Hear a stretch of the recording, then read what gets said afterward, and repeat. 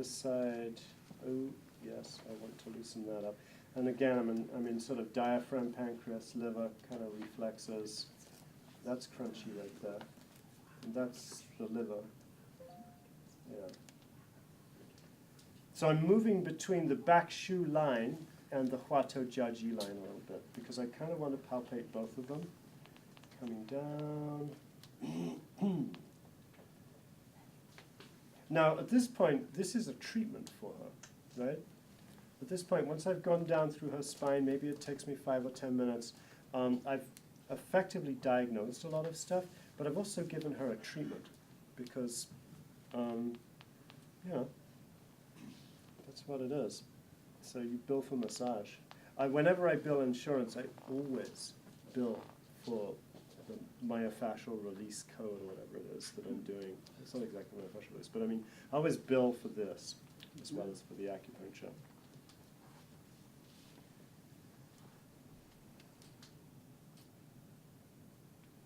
So as a massage therapist, massage the person, since I'm not an acupuncture, you refer her to an acupuncture?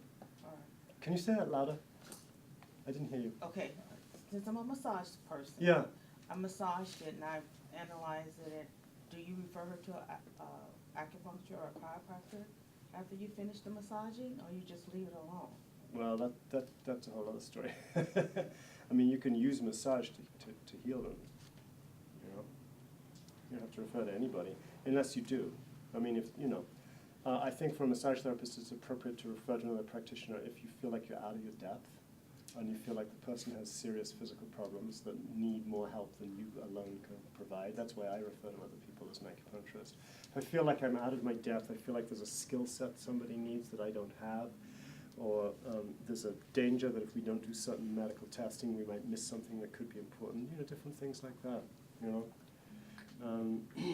But having said that, don't underestimate your own ability to help people. You know, if it's not a critical or really acute situation, you may just find that if you do very focused in massage work and you see them once a week, you can actually help to shift all kinds of things.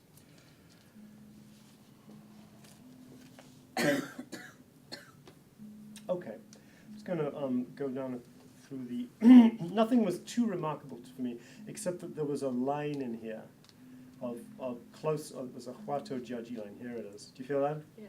Like click, click, click kind of line. Starting at around liver gallbladder and continuing down for a while through through the spleen zone, stomach zone. It's like there. It's a line on the Huato Jiaji. And I might not needle that. I might just loosen that up. I've loosened it up about 4 times already. It's probably loose enough. Yeah. So I'm going to work on the sacral points here and see.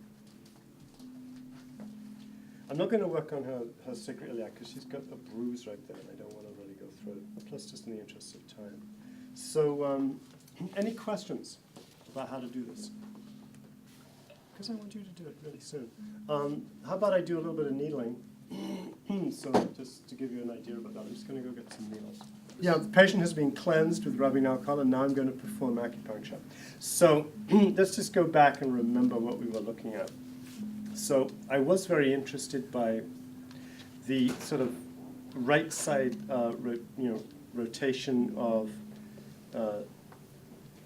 C4 and C3. It's actually already doing a bit better. So I'm just going to feel that out again. Now, traditionally there are not acupuncture points on the neck, but if you're using a really thin needle, and this is a 0.18, so it's like equivalent to a Japanese maybe number 2 or number 1. It's a thin needle. What's that, a 38 gauge in the Chinese system? I think so. Yeah.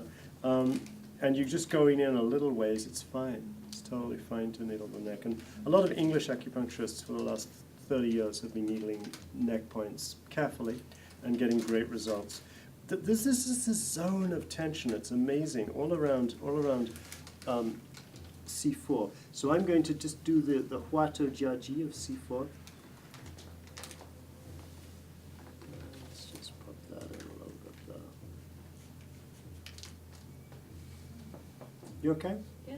Did you feel it? No. It's not quite landing yet. One of the problems with using a 38 gauge needle is it's a thin needle.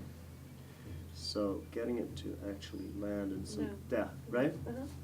Yeah. That was probably enough. And how far do you put it in? Well, it didn't go in very far. Okay. And I wouldn't put it in too far, because I'm working on the neck. There's a reason there's no acupuncture points on this area of the neck. Because if you're using a giant thick needle, you know, it could be really quite a bad idea.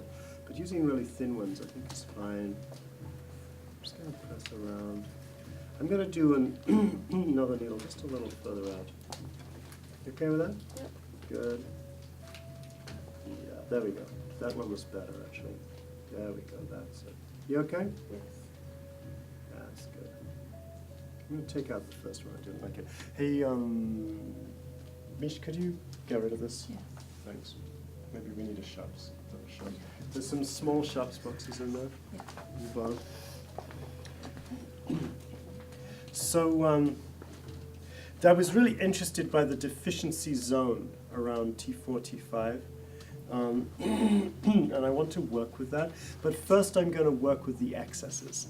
And in my opinion on the back, it's often better to reduce the excesses before you treat the deficiencies.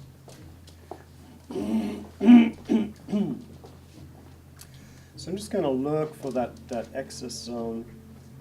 There, it's the beginning. At the liver and also at the pancreas, there it is. And I'm going to use the sort of Japanese technique of just going in fairly shallowly into the line of tension. Was that okay for you? Yep. Good.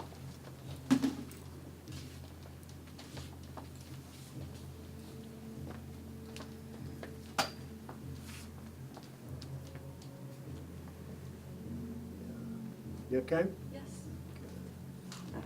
You felt that one a bit, huh? Yeah. Back it out just a touch. Yeah. I don't really want these to hurt very much. That's good. And it's very quick.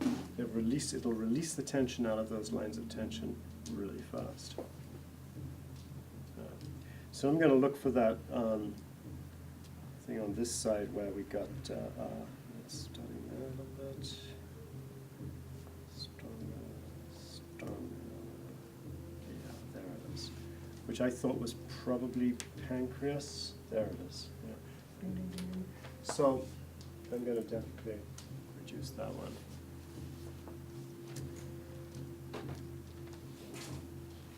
I'm going to go a little bit above the maximum point of tension. Go through it a little bit.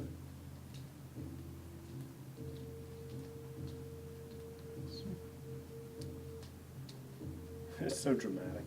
It's so quick and it's so dramatic how it reduces the tension. Yeah.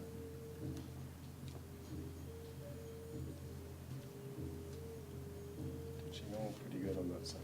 And,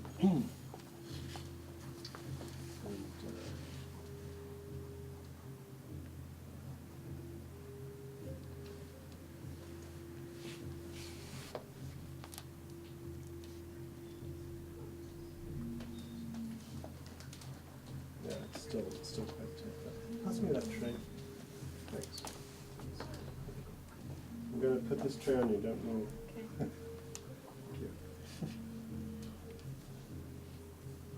That's probably not a sensible place for it. Can you just hold on? Mhm. Thanks a lot.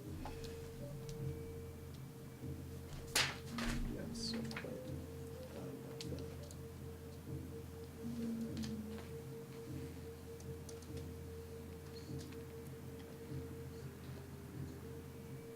You okay? Yeah. Felt it a bit, huh? Yeah. Okay, good. So there was a little bit of deficiency at kidneys, but not really enough that I want to actually address it with acupuncture. I had a bladder infection that went to my kidney recently. I missed that one. See, I didn't feel that on your kidney points at all. I didn't feel much on your kidney points. But I wonder if that's what we felt on your sacrum. Can I work on the sacrum points? Sure. Because remember I had said it was I thought it was around bladder 29, that there was definitely something going on. Maybe that's actually a bladder 28. These points are so close together. You gotta stay open-minded about if you missed one. Yeah, because that was really sore right here, yeah? Yeah. Yeah, okay. So I am actually going to needle that. I actually don't feel a kidney imbalance, but there is that soreness right there. But I will assume it's a bladder 28 reflex more than a bladder 29, or it might have been both. This one I'm going to needle directly into the sort of nodular tissue there, and this might be a little painful. There we go. So again, I'm going to go different angles, because there's a whole kind of nodule thing right here that I just want to kind of reduce it down a little bit. You all right? Yeah. Strong, huh? Okay, excuse me.